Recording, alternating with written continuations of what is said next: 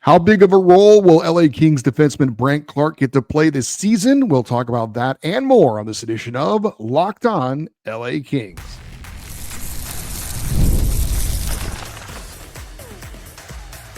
You are Locked On Kings, your daily podcast on the Los Angeles Kings, part of the Locked On Podcast Network, your team every day. Hey, Kings fans, welcome to Locked On LA Kings, part of the Locked On Podcast Network, your team every day. Thanks for making Locked On LA Kings your first listen every day. We are free and available wherever you get your podcasts and on YouTube. Today's episode is brought to you by Gametime. Download the Gametime app, create an account, and use the code Locked On NHL. You'll get $20 off your first purchase. I'm Eddie Garcia, your host of Locked On LA Kings. I've worked in sports media for the past 30 years. Also one of the co-hosts of Locked On NHL Game Night. Right now during the offseason, we're previewing all 32 NHL teams. You can check those out wherever you get your podcasts and on YouTube. And I'm, of course, a passionate LA Kings fan, have been for over 30 years. Well, the LA Kings are banking on a few things to happen this season for the team to make a fifth straight playoff appearance and hopefully get a playoff series win for the first time since 2014. One of them is the younger players on this Kings team taking that next step. New GM Ken Holland has said as much in several of his press conferences since taking over to run the team. Quentin Byfield certainly on that list, Alex Ferrier, maybe even Alex Turcotte, and Brandt Clarke, certainly one of the young players that the Kings are looking to take another step this season. Turcotte might get the center of the fourth line. Byfield and LaFerriere are going to be playing top 6 minutes. But the big question mark is, at least as far as the young Kings go, is Brandt Clarke. Is he going to really get an opportunity to take that next step? There was an article on the NHL website, dailyfaceoff.com. The headline was 5 players who could swing the 2025-26 NHL season. Now, I had a feeling that Quentin Byfield might be on that list, and when I clicked on it, I was a little bit surprised to see Brandt Clarke was number 2 on that list. The article was written by somebody named Kyle Morton, and this is a little bit of what he had to say about Brandt Clarke. Quote, "This is a massive year for Clarke's career. The 22-year-old notched 33 points in 78 games while averaging 16 minutes and 17 seconds of ice time last year. But the numbers under the hood are a bit more impressive. Among regular season defensemen last year, Clarke ranked 12th in 5-on-5 primary assists per 60 minutes and 28th in individual expected goals generated. He's got a great puck-moving skill set and massive offensive upside, but there is going to be a ton on his plate this year. The Kings likely got worse on the back end this offseason, losing Vladislav Gavrikov and trading Jordan Spence, replacing them with veterans Brian Dumoulin and Cody Ceci. Los Angeles has a great defensive infrastructure, but this group looks quite underwhelming in the areas in which Clarke excels. He's going to play more minutes than he ever has, and if he can rise to the occasion against tough matchups in a loaded Pacific Division, we may not notice any drop-off on the team's blue line. If not, the Kings may be facing an uphill battle to get back into the playoffs," end quote. And again, that was some of the article written by Kyle Morton for dailyfaceoff.com. The headline again, 5 players who could swing the 2025-26 season, and Brandt Clarke was listed as number 2 on that list. Now, I don't completely agree with everything in that article. I think saying that it's a massive year for Clarke is a bit of an overstatement. I do agree that it is an important year for Clarke, but I think that kind of language makes it feel like it's a make or break season for Brandt Clarke, and I don't agree with that. I think there's still time for Clarke to develop if this season isn't what we all kind of hope it will be for him. That said, there are 2 things in that article that the author Kyle Morton seems confident about, and I don't know that I am. One of them is the quote where he said, "There's going to be a ton on his plate this year." And number 2, he says, quote, "He's going to play more minutes than he ever has," end quote. Now, I hope he's right on both counts, but I'm not 100% sure about that. Now, I do hope there is a ton on his plate, because that would mean that Jim Hiller and the coaching staff are going to give Clarke a real shot at being on that second pairing. And I also very much hope that he will play more minutes than he ever has, because I think that is important, not just for him, but to kind of distribute the minutes a little bit more evenly. We saw in the playoffs, too much of a workload for this pairing or that line, or too little for that pairing or that line can come back to be potentially a big difference. So I feel a little bit more confident about the part where Clarke will get more minutes, because he didn't get all that many minutes last year, to be honest. So I think that's not saying a lot, but I do think those two things kind of go hand in hand. Being given more responsibility also would be a part of getting more minutes. And I hope that very much does happen for Brandt Clarke this coming season. Now, it's my biggest worry going into this season as a Kings fan. What are the Kings going to do with Brandt Clarke? I feel pretty confident about pretty much all the other things going on with the team. That, though, is the one question mark. And it goes hand in hand with Clarke getting second pairing minutes, Cody Ceci getting third pairing minutes. I've talked about this before. I think that's the way it should line up. I have a feeling that that's the way it's going to be, but I'm not sure. So I'm being a little optimistic in my opinion of how that's going to play out. And I am a bit of an optimist by nature. But I think first and foremost, Brandt Clarke getting more responsibilities, getting more ice time is what's best for the Kings and Clarke ultimately. Yes, he is young, but I think next season is the time where we need to see if Brandt Clarke is going to be that type of player that we all think he can be. I think that means he needs to have a bigger role. I think that means he needs to have more ice time. Now, just because you give him a bigger role and just because you give him more ice time doesn't automatically mean that he's going to step up to the challenge. Brandt Clarke still needs to hold up his end of the bargain. He needs to take advantage of those more responsibilities. He needs to take advantage of those minutes. But I think he's certainly capable. Now, the Kings, you might remember, picked him 8th overall in 2021. He had a big final year of junior hockey, 61 points in just 31 games. He has an offensive upside that we haven't seen a lot from any Kings defenseman recently, not named Drew Doughty. Clarke's a good puck mover, and the Kings need to utilize those skills as much as possible. Because of where the Kings drafted Clarke, they've obviously invested a lot in him, making him a top 10 pick. And then, of course, the Kings also made a decision when it came to how they would build this team. They needed more offensive punch. They went out and made a trade. They get Kevin Fiala from the Minnesota Wild. I think that trade has pretty much worked out. This is we're going to need more from Kevin Fiala this year, more consistent from start to finish, but he has the skills, he has the ability to be what the Kings acquired him for. Just got to be more consistent. But the Kings obviously had to give up something to get a talented offensive player like that in return. It was a first-round pick and one of their up-and-coming right-handed defensive prospects. Was it going to be Brandt Clarke? Was it going to be Brock Faber? Ultimately, they made the decision that I agreed with because of Clarke's offensive upside, because Brock Faber is more of a defensive, stay-at-home kind of a guy. They decided we're going to keep Clarke. We're going to send Faber to Minnesota. Well, since Faber has joined the Wild, he's become one of their top pairing defensemen. I believe he was on the Four Nations faceoff roster. He's likely going to be on the U.S. Olympic roster coming up in 2026. So clearly he has turned into a very, very good NHL defenseman, but kind of like when the Kings had the decision on Tim Stützle or Quentin Byfield in the 2020 draft, they decided to go with the guy who had the more upside, right? Stützle has so far been the better NHL player. Byfield's coming on. He could turn into a special player. We'll see. They're hoping the same thing with Brandt Clarke over Brock Faber. But so far, at this point, you would say Tim Stützle's got the edge over Quentin Byfield. You'd say Brock Faber has the edge over Brandt Clarke. Now, Faber is about 6 months older. He's got 2 full NHL seasons under his belt compared to Clarke's 1. Last season was Faber's second season. They gave him more responsibility.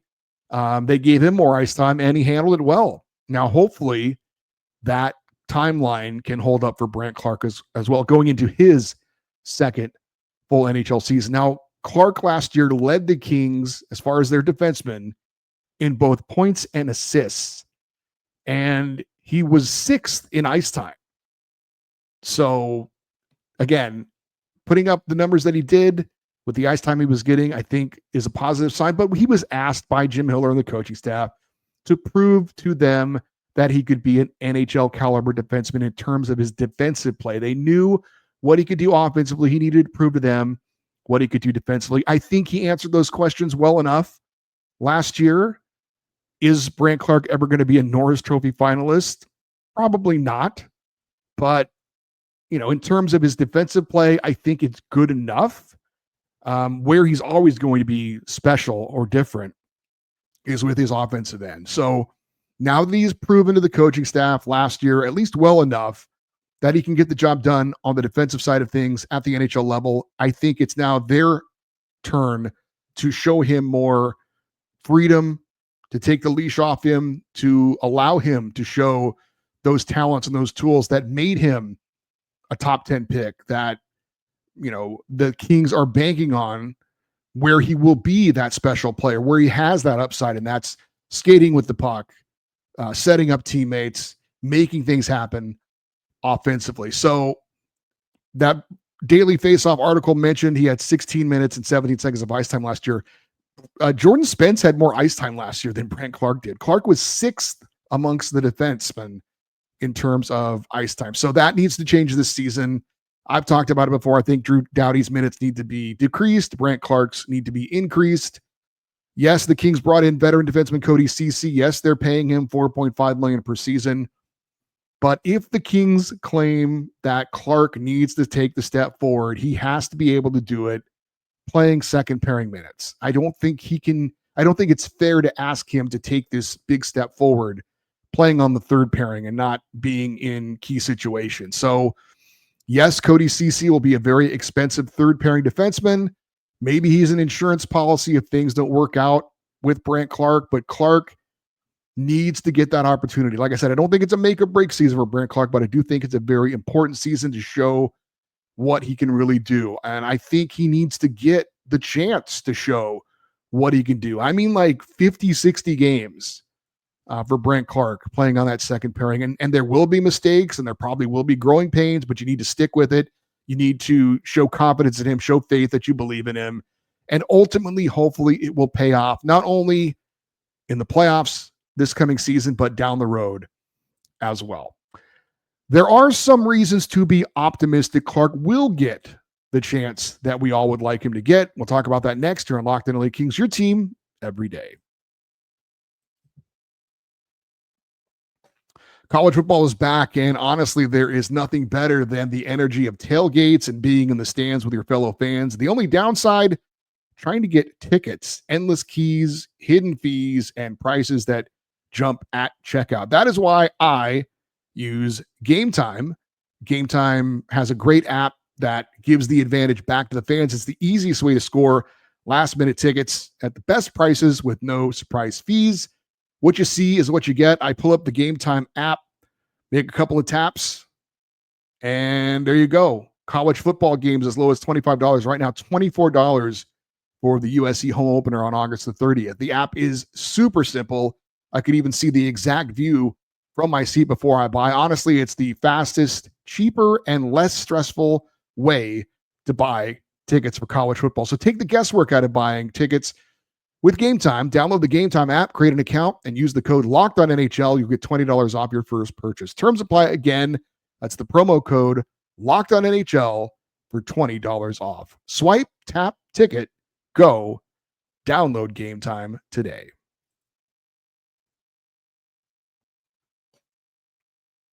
We are talking about LA Kings defenseman Brandt Clarke and how important he may be for the team this coming season and beyond.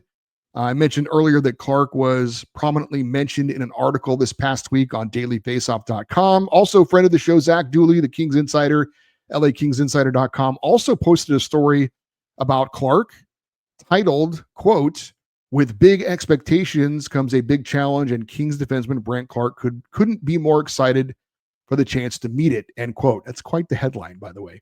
Dooley said in part in the article, quote, "We all know that the Kings need a big year from Brandt Clarke this season. With changes on the blue line, as Vladislav Gavrikov and Jordan Spence will play elsewhere next season.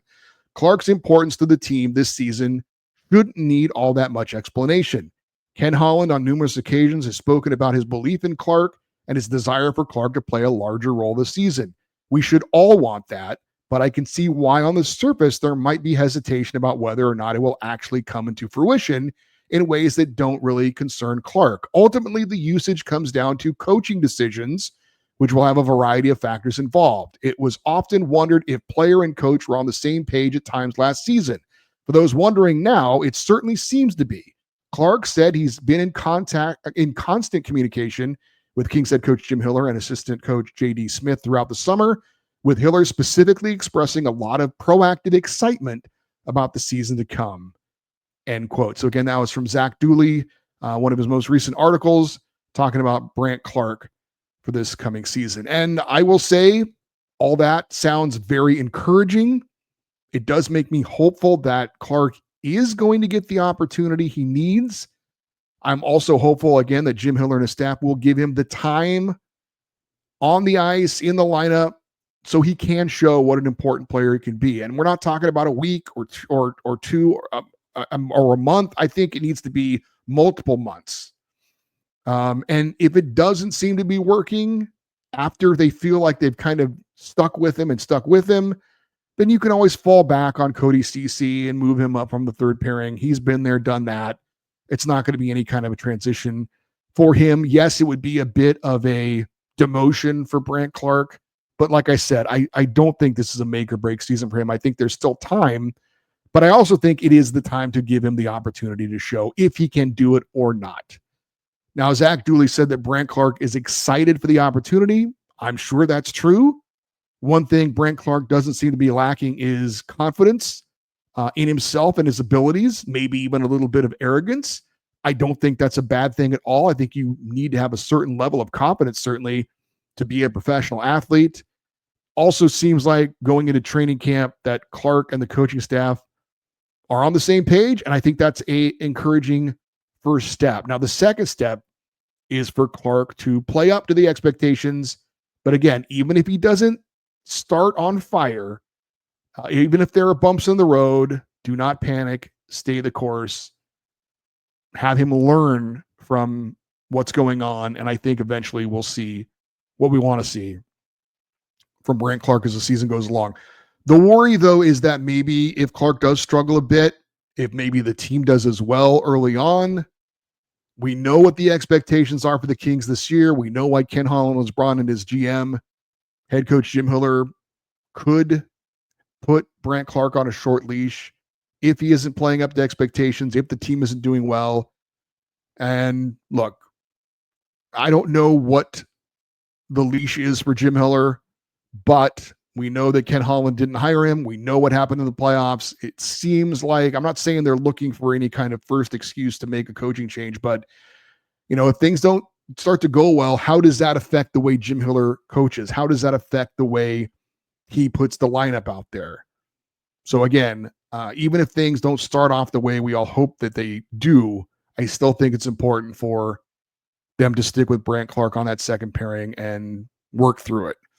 Now, the focus this offseason, again, has been on the Kings' new additions. I understand that. Ultimately, though, it is those younger players, Quentin Byfield, Alex Laferriere, Alex Turcotte, Brandt Clarke, that could ultimately decide what kind of season the LA Kings end up having. One other thing about Brandt Clarke, and it's confusing to me. We even had, I believe, an email on this this past weekend when we did our fan feedback show. I still see these articles and these mentions about Brandt Clarke and trade rumors. And there was an article that referenced a highly respected NHL reporter. His name is Michael Russo. Mostly focuses on the Minnesota Wild. He's been a Wild beat reporter for a long, long time, but he does some other things as well.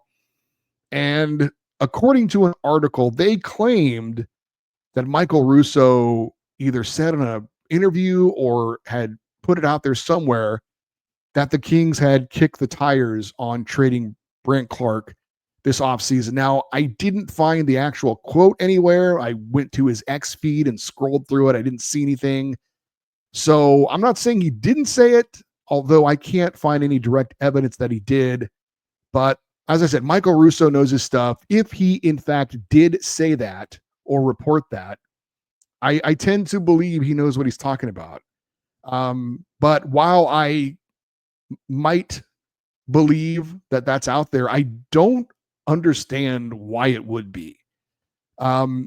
Sometimes you hear things that are so puzzling and head scratching, you don't really understand it. I mean, look, as the old cliche goes, if Wayne Gretzky can be traded, anybody can be traded. Yes. But why would the Kings, and I mentioned this when I responded to the email in our fan feedback show, because Quentin Byfield's name was brought up as well. I'm like, why would the Kings trade either of those guys, either of those clear future building blocks, unless they were just blown away with some ridiculous offer? That doesn't make any sense. So that is out there. It doesn't make any sense to me. Again, when I saw Michael Russo's name attached to it, it did, because I was ready to dismiss any of those things, because you know how rumors are on the internet. People can throw just about anything out there. And, especially this time of the year when everybody's looking for some content, those things can get kind of blown out of proportion. But like I said, when Michael Russo's name got attached to it, it did kind of make me go, wow, okay, maybe this is something that has some legitimacy to it. Again, I couldn't find an exact quote from him, but again, that report, if true, really is a head scratcher. I just can't imagine a scenario where the Kings would be looking to move on from Brandt Clarke, especially, with the things that have been said about him and talking about I would go so far as to say excitement, but the anticipation of him having this bigger role and being a key part of the Kings. So it's still out there. I don't understand it. But that is something that's out there, and it's a head scratcher for me. All right, we are in the final week of August. Thank you, God. And the NHL season is fast approaching. We'll give you the details on that next here on Locked In LA Kings, your team every day.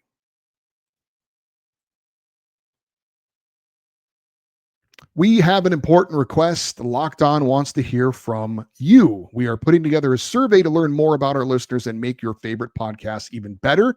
This is your chance to tell us what you like, what you don't, and answer questions about our advertising. So go to lockedonpodcast.com/survey to get started. Lockedonpodcast.com/survey. Everyone who completes a survey will be entered for a chance to win a $100 Amazon gift card. Again, that's lockedonpodcast.com/survey. You can also find the link in the show notes, and there's also a QR code for those of you watching on YouTube. Thank you for your help with that. All right, as we close out August this week and thankfully move into September, we've got 3 burning questions still to be answered for the LA Kings. Number one, first and foremost, without question, the most important one: when will Adrian Kempe be signed to a contract extension? That will be the number one question until there is a resolution on that. The other 2 aren't quite as important, but I am curious about them. Who will the LA Kings have as their play-by-play announcer to replace the retired Nick Nixon? I'm surprised we haven't really heard something on that by now. A lot of people have asked me about it, and the only name that I could come up with is a guest of this show, Josh Schaefer, who has done a few Kings games, mostly has done games on the radio, did a lot of Ontario Reign games as well.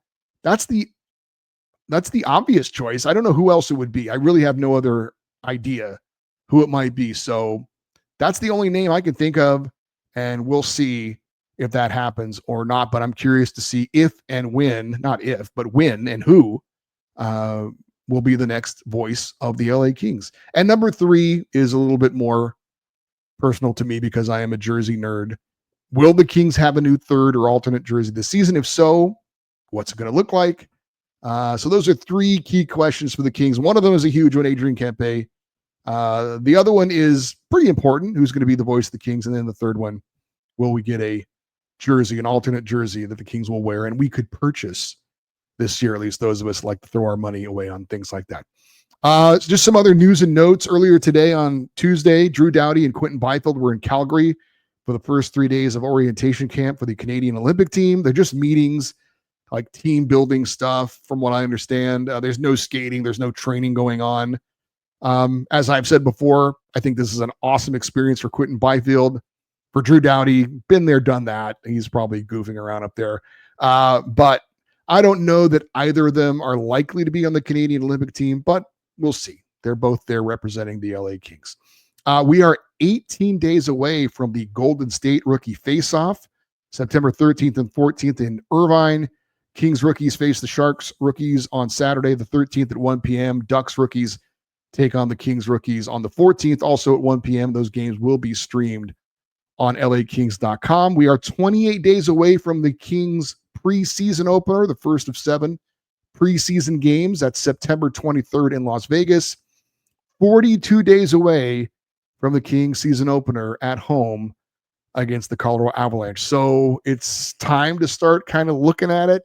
Time to start writing those things down on your calendar, put them on your phone, and get ready for the steps towards the start of next season. Cannot wait for training camp to get going, and we can start to get real games going as well.